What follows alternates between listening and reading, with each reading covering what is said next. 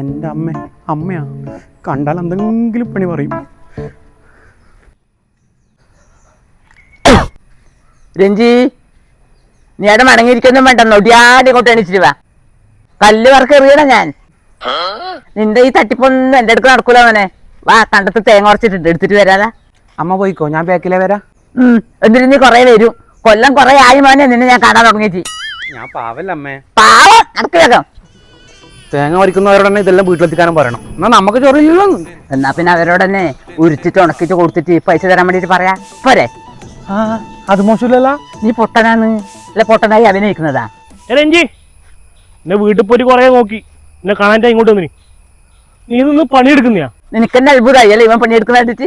ഇവന് പിന്നെ വേർപ്പിന്റെ അസുഖം ഉണ്ടല്ലോ, അതുകൊണ്ട് പറഞ്ഞാ. ഓ, നിങ്ങൾ രണ്ടാളും കൂടി എനിക്കിട്ട് താങ്ങല്ലേ അല്ലേ? രഞ്ജി, പോവാൽ പോവാ. ഒരു 10 മിനിറ്റ്. എവിടത്തേക്കാന്ന് മനു ഇവനെയും കൂട്ടിട്ട്? August 2 അനിയത്തിരി കല്യാണമായില്ലേ, അതിന്റെ ഓട്ടപ്പാച്ചലിനെ. ആ ഡേറ്റ് ഞാൻ വേറെ എവിടെയോ കേട്ടിട്ടില്ല.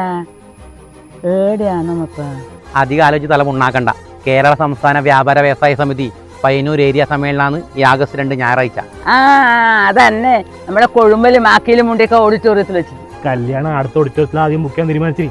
പിന്നെ സമ്മേളനത്തിന് കാര്യം രഞ്ജി പറഞ്ഞോണ്ട് അതറിഞ്ഞു. എങ്ങനെയുണ്ട് ഞാൻ? എല്ലാം അറിയുന്നവൻ രഞ്ജി. നീ ജോറന്നെ.